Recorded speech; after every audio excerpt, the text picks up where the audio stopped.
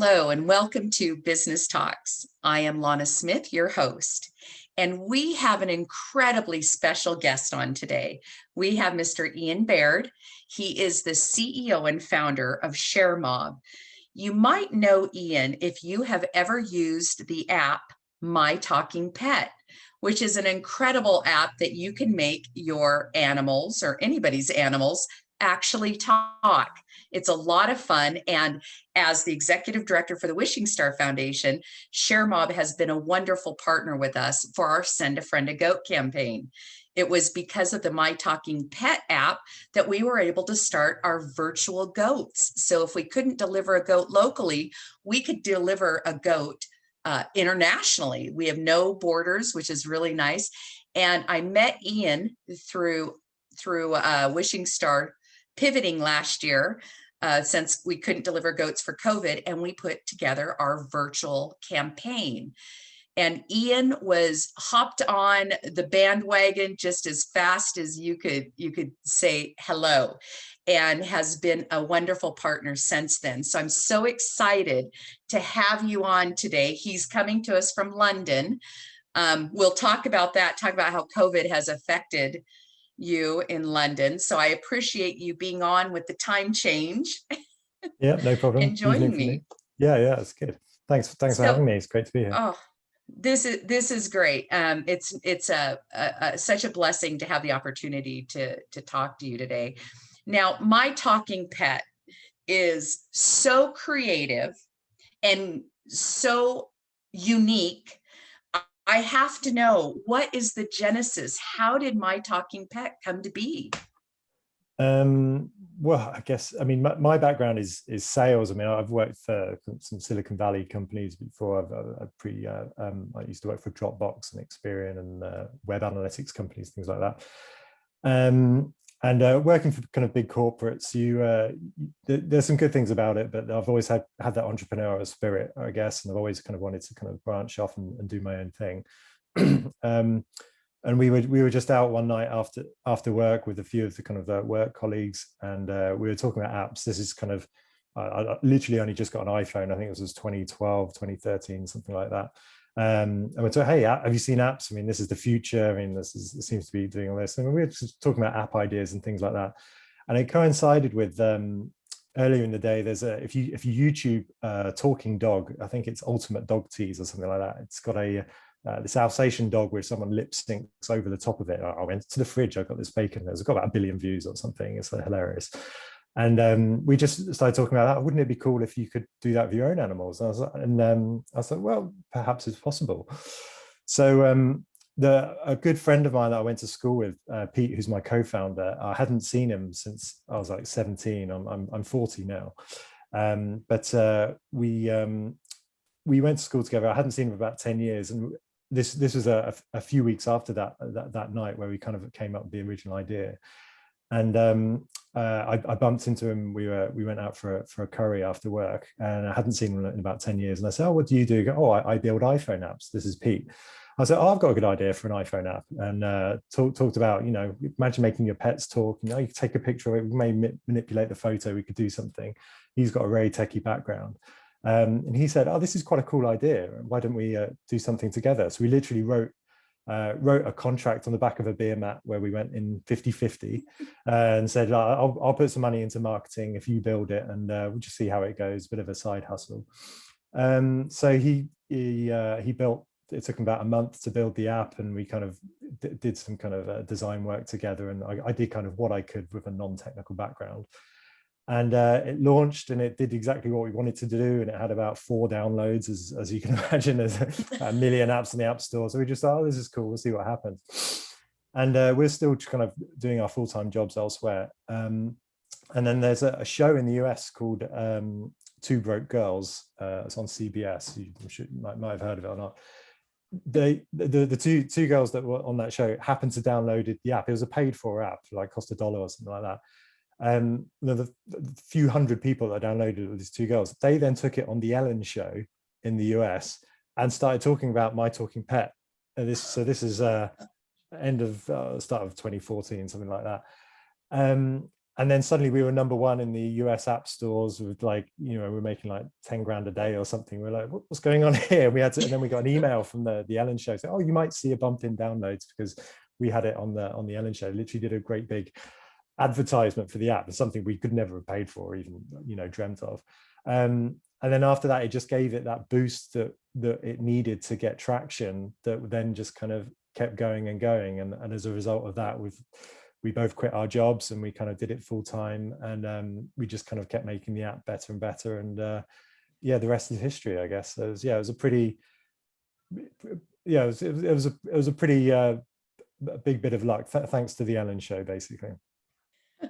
Well, the app is hysterical. And when you see those videos on social media, I know I used it before goating, before Send a Friend a Goat. I used it I've got 2 little dogs, and I would send out my Christmas card with my dog singing, right, we wish you a Merry Christmas, or that kind of thing. And the response I got from the people, it was much better than a picture card or a Christmas card I could have sent, is doing the My Talking Pet app with my 2 little dogs. And I saw how everybody loved it. I can only imagine that on a huge international scale.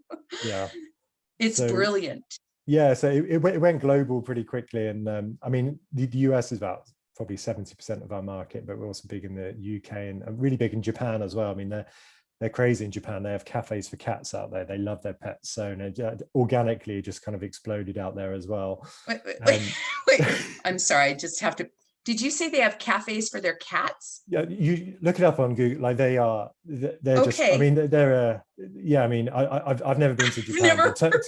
Tokyo is on my list, but they love their pets out there. So you can imagine kind of talking animals and things like that. They gobble it up as well. So there's a big market, but the US is definitely our biggest market. So we always get celebs that are kind of tweeting out. We had Matt LeBlanc again went back onto the Ellen show and was talking about the app. We've been on the Jimmy Fallon show, and Halle Berry's talked about it. And these are not paid promotions. There's nothing to do with us. It's just people that like the app, and that's where we get the most of our growth is just kind of organically, people, because they have such a connection with their pets.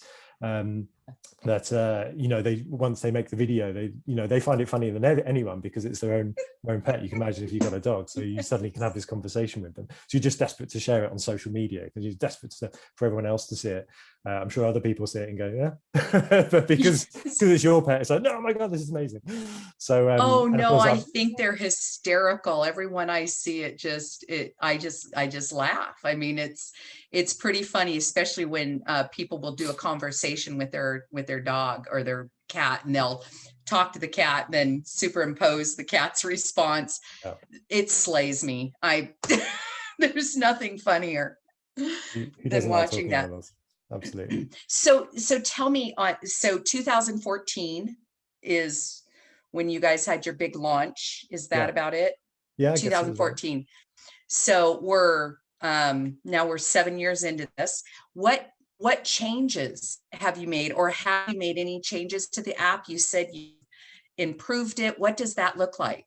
Oh, I mean, there's been, so over those kind of 7 or 8 years, I mean, obviously My Talking Pet is our flagship app. In the meantime, we've kind of built games and we've done some other apps, which none have been as successful as My Talking Pet, but we're always kind of working on new ideas and things. But it was a paid, it was like a couple of dollars or something to download in the early days, and it was quite a basic, simple kind of app. So we've made a lot of improvements since then. But one of as an entrepreneur, I mean, we both, as it kind of plateaued a bit, it's kind of 2015, 2016, we kind of went back to work, and kind of it was still a nice kind of side hustle. And we thought, is there more we can do to it? And I think the way we looked at the business model as a paid app, we knew that apps that did really well, like the Candy Crushes of the world, they were, they're free to download, and you kind of got the freemium kind of that you pay on top. So we thought, well, it'd be nice to kind of give the app away so more people could use it, and then we'll maybe think about how we can make some money to kind of the power users that kind of do a lot more of it, and maybe they could subscribe or something like that. So we changed the business model, and that was a kind of a scary time in some ways, because we've managed to build up a nice kind of revenue stream that, you know, paid our mortgages, and we were able to kind of, you know, have it as a night, you know, it didn't make us millionaires or anything like that, but it enabled us to kind of have a comfortable life while doing kind of other jobs that we enjoyed. But changing the model meant that suddenly we went from you know, nothing coming in because it was a free to download, and then you know, it was just me and Pete, but then we decided, okay, we need kind of 4 or 5 more employees to make a proper business out of this. So suddenly our outgoings went up a lot, our incomings went to 0. But we had a really good belief in the product, and the traction we'd already built. We knew that with more of a tech team to make the app much better, we could make more of a success of it. So it was a bit of a gamble, but that was kind of the end of 2017, start of 2018. And then from there, it's been great. We've been it's obviously a lot more people can download it, and you can use it for free forever, which is great. But if you want to kind of use some of the more advanced features, you pay like a couple of bucks a month or something like that. And it's enabled us to kind of grow it and scale it in a slightly different way. So there's 10 of us now, and we're kind of looking into new markets, and any new partnerships and opportunities we get. I mean, working with Wishing Star was obviously a really great opportunity for us, but we've worked with World Animal Protection because of obviously the animal side of things, and we give a kind of a fair chunk of our profits to those guys, and we're always kind of looking at new partners to work with. And we've got, you know, when there's a new kind of talking animal film that comes out, we think about how we can work with the studios to kind of promote it and things like that. And so there's a load of kind of cool things off the back of it. But what it has enabled us to do is now kind of, again, quit our jobs again, but this is definitely our kind of full-time gig, and we're really enjoying it. And just you know, with this business talk, that being an entrepreneur and being able to kind of run your own thing, the first hurdle in getting kind of cash flow positive, no matter how small it is so like it's such hard work. But then once you get there, it's like, oh, like I'm my own boss finally. You can breathe out, and you just kind of run it how you want to run it. And it's been we've been really blessed. It's been a great journey, and we just kind of seeing where else we can go and what other new apps we can build, really. Well, and you have I want to say this, mind craze or Minecraft. Minecraft, yes. Minecraft, but yes. That's different. Is it the same or different than the other? Yeah, Mazecraft. So again, this is more Pete's baby. He's more of a geek and loves kind of video games more than I do, and he wanted to build a game. So again, we put kind of a lot of kind of profits into building this. Hasn't been as successful as we're hoping it would be, but it's a really cool kind of work your way through a maze, and you can create mazes for friends, and they can kind of, you know, kill people in the game and things like that. But the gaming space, and again, this is something that it's been such to learn about this whole world of apps. And I mean, it is a multi-billion-dollar industry, and we're obviously quite a small fish in that. And to understand how some of these bigger game companies, how they kind of manage a game to be successful, it's quite difficult for a small studio to kind of have a similar level of impact. So the talking pet thing it's obviously our flagship app, and it's the one that we keep pushing, but we're always kind of trying to put kind of build new things. And we've always got kind of lots of ideas. We're a very creative team, and we every kind of Friday we have a bit of a brainstorm about what's our next idea and what can we do. And that's my favorite thing about the company is when you know, the things that used to keep me awake at night when I was working for a big company, it was like a stressful meeting the next day. Now the things that keep me awake is when you have a great idea and you just can't get it out your head, and you just want to kind of build it and get it out in the world. And it's a much more fun way to kind of lose sleep.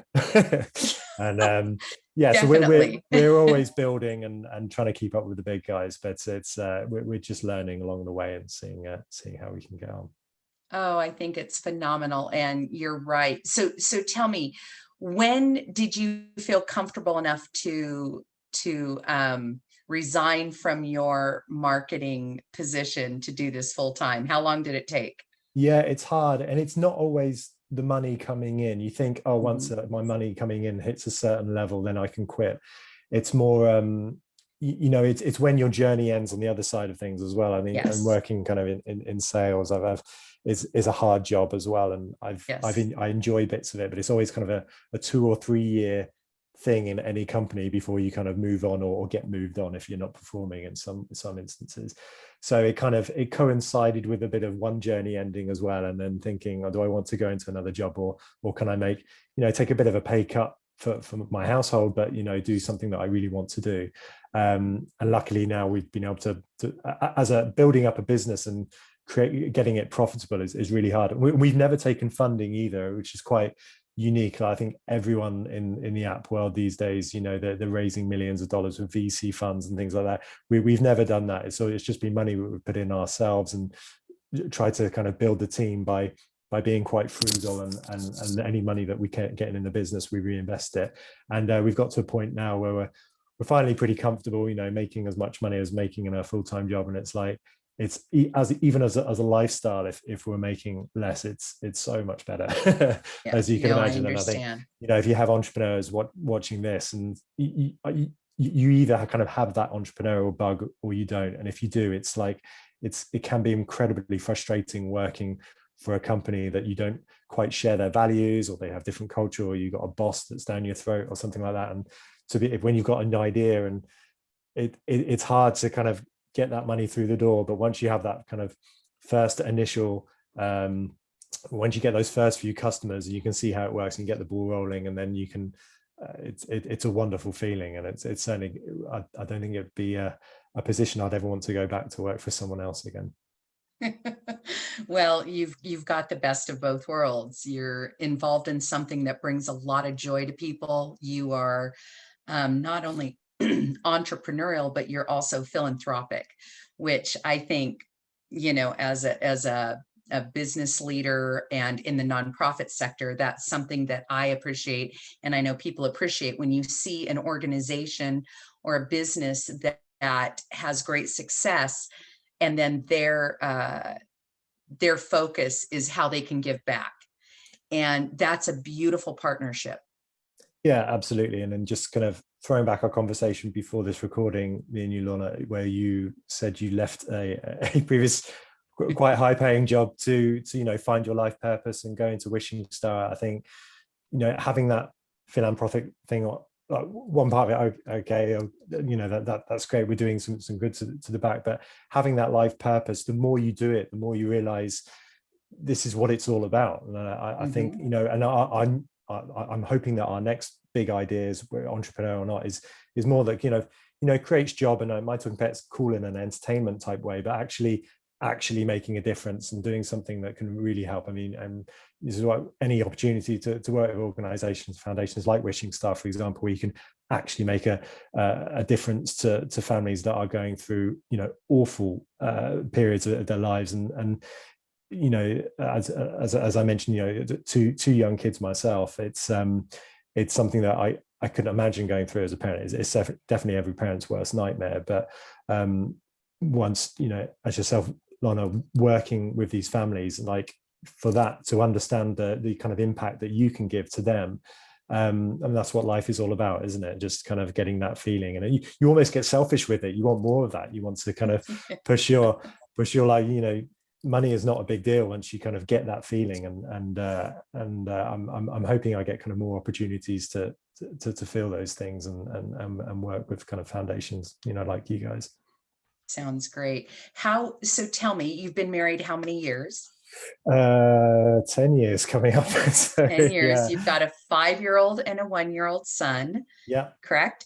Yeah. So tell me what your wife's, was she supportive, or were there moments where she said, okay, Ian, this, what was she your biggest cheerleader? Was she cautious? How was she when you were moving, from your career in sales and marketing into this? Yeah, I mean, the reason we went to, I mean, she's kind of got a sales background as well, and she actually worked for LinkedIn for many years before we had children as a full-time mom. But the reason we kind of went into sales, because we were poor students, and we wanted to kind of, what's the easiest way to make as much money as we can? We don't mind working our asses off for it.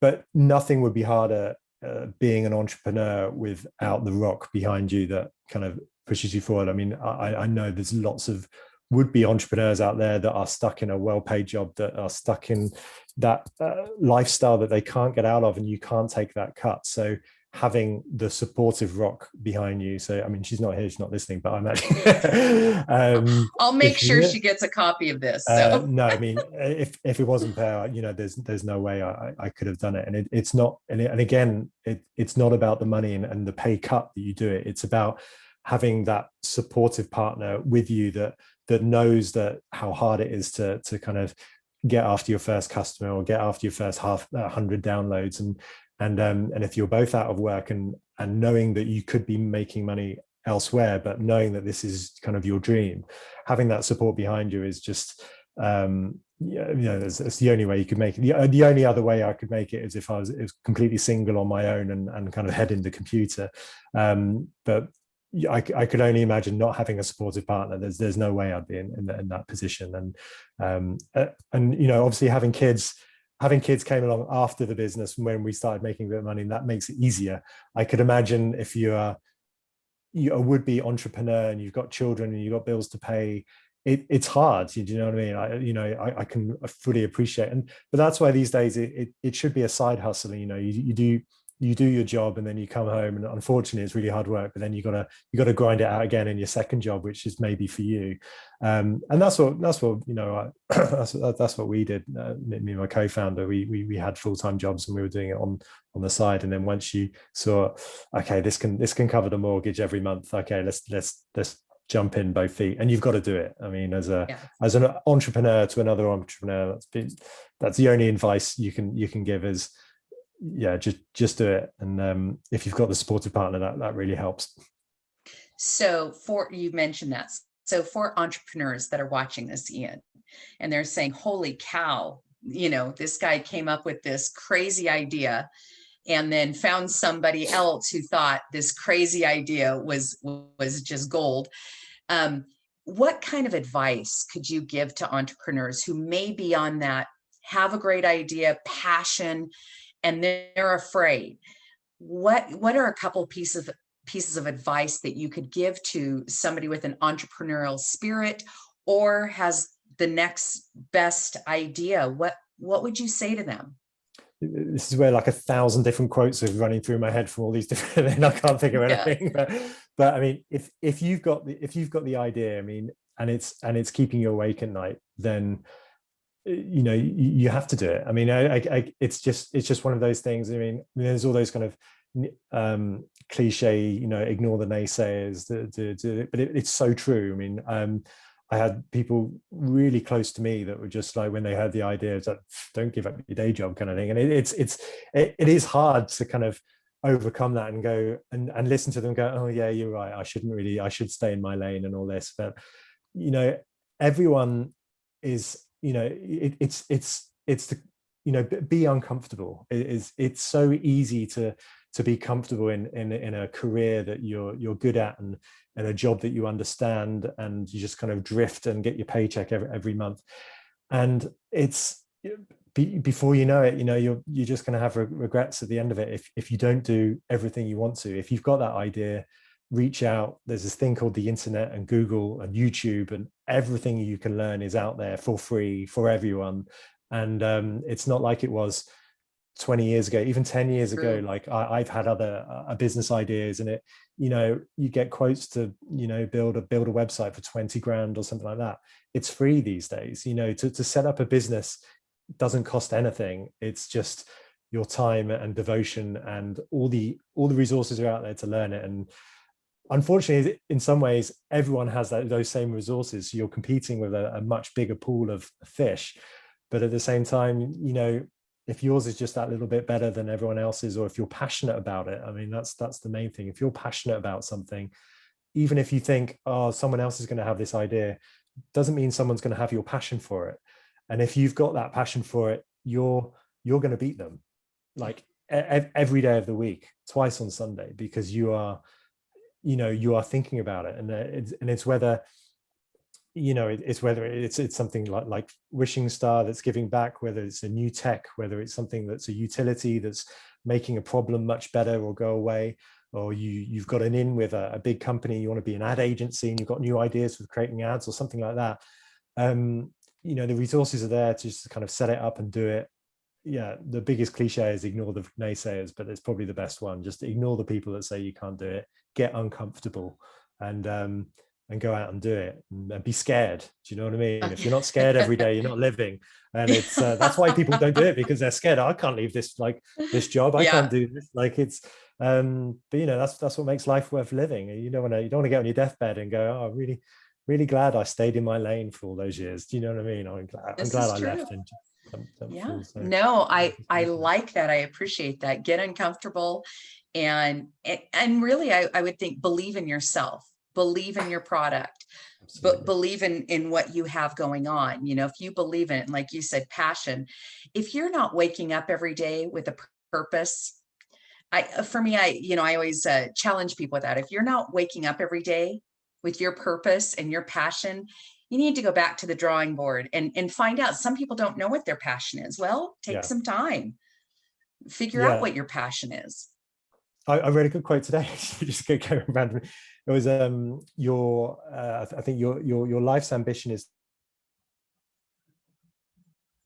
to give it back to, I think it was Picasso said it or something. Yeah, your life's ambition is to find what your gift is, and then the purpose of your life is to give it back to people.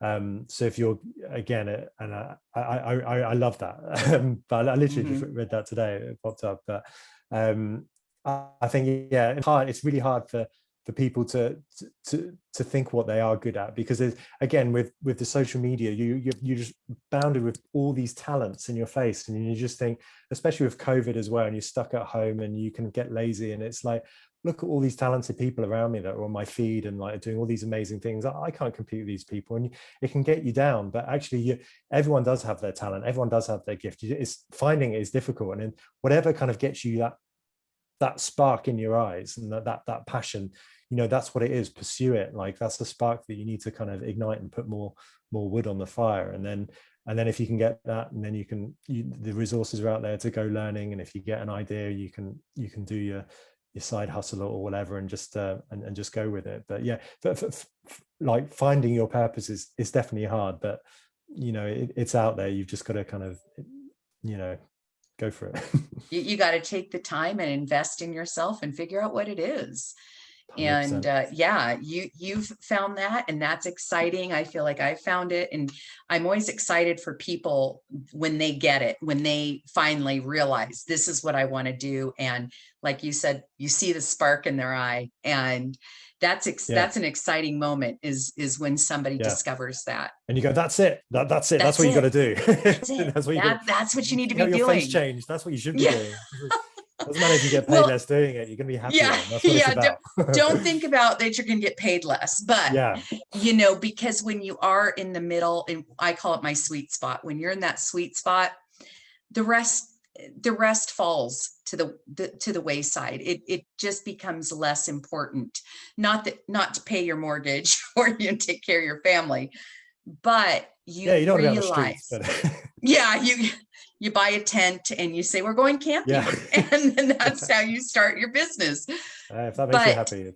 Yeah, you really do. Life is short. And, we've learned a lot through COVID times. I think a lot of people have had a lot of time to be introspective.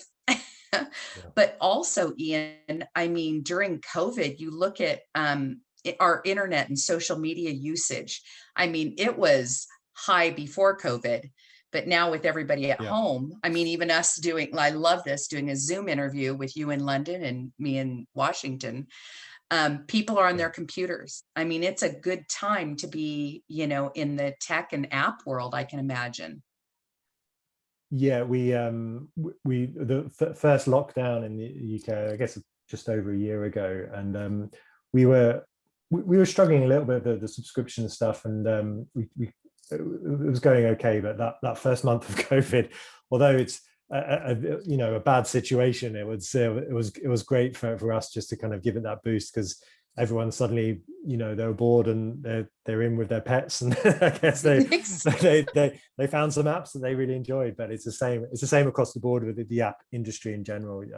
Social media, I'm sure Zuckerberg was very happy about it as well. The amount of Facebook session times and all these new apps that have come out, like TikTok. I mean, Wow. TikTok Yes. is insanely entertaining. I mean, the algorithms that decide what you like on the app, it can suck in a little bit of probably too much time. But there's all these new, and again, like I hadn't heard of TikTok 2 years ago, but now they're probably, I think they're a Chinese company, $100 billion company or something.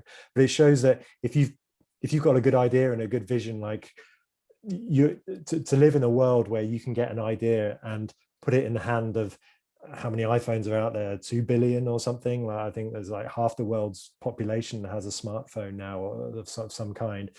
If you've got something that kind of that can get traction and get people talking and get other being able to, the COVID, for all its awfulness, has definitely sped up a lot of the technologies and like the Zoom calls and things like that. And there's definitely it's kind of sped up where we probably would have been anyway in 5 or 6 years, and it's kind of did it in 6 months, where suddenly everyone's working from home and going, okay, how do we work from home? And I was always one that hated having to go into the office every single day. And although I kind of miss going into the office at the moment, there's a lot of people that have suddenly figured out their work-life balance a lot more. And I imagine people are going to start moving out of the cities and, in a good way, spending more time with their families and finding that work-life balance. And although it can be hard with kids running in and out of the rooms when you're supposed to be doing a meeting, isn't it great that you're not home after they go to bed? Do you know what I mean? You can spend the day and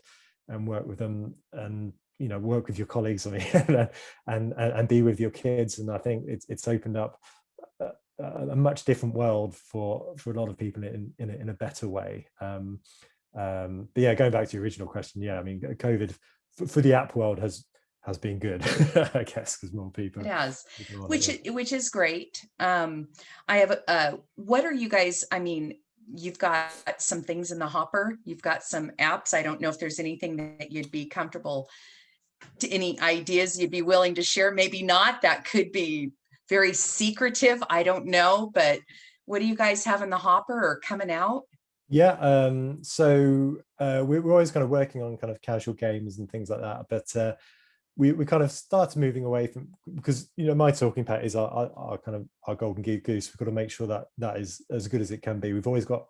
We have as many good ideas to make that better as we do about whole new app ideas. So like, and some of them be quite like, there's a lot of dev work, and it's amazing. You sometimes get like an idea for like a quick change and it takes like 2 months dev work to do it. So you don't want to kind of spin the wheel too quickly. But with that whole kind of lip syncing, taking your pet and putting a voice in their mouth, we were kind of working on a new app that kind of enables you to kind of lip sync with other people's videos and things. We're just kind of in ideas phase at the moment. I don't think it'll be too long before it comes out, where you can kind of take other people's videos, link sync over it, and then reverse it, where you're getting the you kind of, if you have some, you can use someone else's video and do a video selfie where you're kind of lip syncing over it, but you can also do some lip syncing over someone else's video. And we're trying to kind of create a new kind of platform where people can create fun videos easily. We're not trying to be the next TikTok or anything like that, but we want to be a nice, easy place where you can create cool videos, where you can perhaps send it to TikTok and share. And that's where the name Sharemob came out, where I was going to ask you about that. Yes. Yeah, I mean, we were called Woba for a while. So I'm Baird, my co-founder's Worth, so we created Woba. But as we got more new employees on board, we wanted it to be a bit more not about us. So we actually had a pool of thinking and what do you want to call us? And Sharemob came out because, particularly with My Talking Pet, you create a video, it's hilarious, you want to share it. And I think when it's kind of sharing happiness and joy, and if you get something that's entertaining and you want to share it, so that's more kind of our company ethos, is moving away from just kind of building games where you've got your own head in your own game, whereas you're actually creating something so that you want to share it to the social platforms, to your WhatsApp group, to just your loved one or whatever, and just create something that's fun and entertaining, and you want other people to see it as well. So you're just you're sharing it out. So whatever new apps we do build, it will usually be within that ecosystem. Oh, that's great.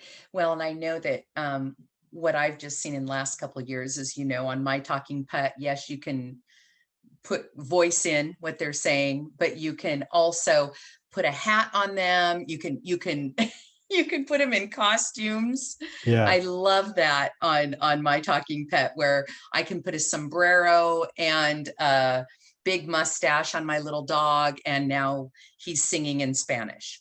Yeah, that was the plan. I mean, again, you see all these cool filters on Snapchat and TikTok, and you think, oh, that's cool. It takes ages to build it Yeah. on the dev side, but I think the sombrero took us about 6 months alone. But now we've created these new 3D versions of the filters now that on the new version, and yeah, I think just giving your pet more personality. And the thing, I mean, when you have kind of a dog or a cat, I mean, they are members of the family, and just being able to give them that kind of extra bit of cheekiness is always we're always thinking of new ways to kind of create these new filters, and that's why we've got the audio clips as well. So if you don't want to create your own audio clip, you've got a whole bunch of different audio clips that you can choose from in the app. And that was just off the back of an idea, and we spent a day in a recording studio with these two impressionists that just kind of reeled out these a whole list of things, and they're like, what's this kind of thing? Yeah. And they were just kind of doing impressions of like presidents and movie stars and things like that. And that was probably the funnest day I've had in the office, was just kind of laughing in a room. That was something I thought we would never do. Suddenly have these kind of comedians working in a recording studio that were then going to go into an app that would make your Labrador speak in a more funny. I mean, what a weird thing. But that was a lot of fun. Yeah, again, it's just brilliant. And I know my dogs, Duke and Jax, do not like when I tape them, but I make them do it. It's child labor, and I have no problem with that. But one of the things, and if people are on there for Wishing Star, is if you want to go and see My Talking Pet in process, what it looks like, you can go to wishingstar.org/goats and go to the virtual goating, because that is My Talking Pet is what we've used to create these goating personalities that you can send to any electronic device, whether it's an email or a text, we can send those out. But it's all because of My Talking Pet. And so I hope Ian knows, and I've told him multiple times how much Wishing Star has been blessed to be able to use this. And we look forward to many more years of partnership with Sharemob and My Talking Pet. And I just love it. I love your heart, and I love your company that just wants to give back. I mean, that's what it's about. And you guys are doing it. You're doing it a great job. Thanks very much. As are you. Is there a time when you're going to be sending goats in the old way again? Yes, we actually are. Thank you. That was a great lead in, Ian. Yeah. We actually did deliver baby goats 2 weeks ago in one of our service areas in the Tri-Cities. And actually next week, Monday through Friday, we'll be delivering the baby goats live in the Spokane, Coeur d'Alene area. It's in Washington and Idaho. And everybody's very excited that the baby goats are back. However, our orders for virtual goats are through the roof. People love it. They love that we've, they've got the personalities. We try to create each year. We've looked what was trending, the Bernie Sanders and the mittens. I love that. The Tom Brady goat, because he's goat-tastic, and really using some of the TikTok trending, the love it, can't wear it. That's been trended, so we use that for our goats, and they've turned out so incredible, and it's because of this amazing app that you guys have created and that you share. And that's a huge piece of this. So I don't think it's a full replacement for the real thing. I do love real goats as well. So I think if we can work side by side and have the digital and the original either goats, I'll bring baby goats to London, or you can come take a trip, you and your family come take a trip to the beautiful Pacific Northwest, and we will deliver baby goats. I'm sure your boys would love it. Yeah, I think they would. We even dress them up. So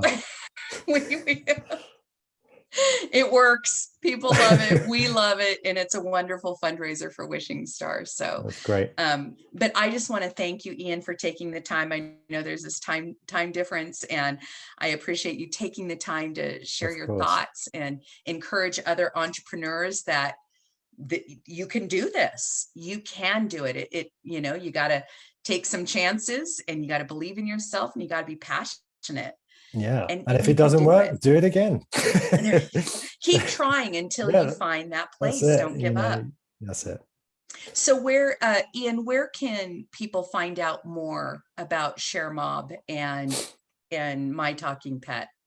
Yeah, if you want to give the app a go, it's free forever. There, if you want to kind of use more of the functions, you pay a few bucks, but you can use it for free.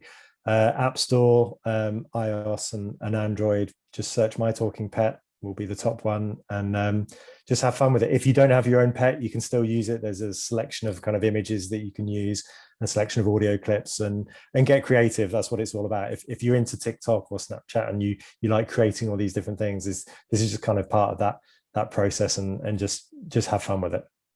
Ah, I love it. Well, thank you again for your time.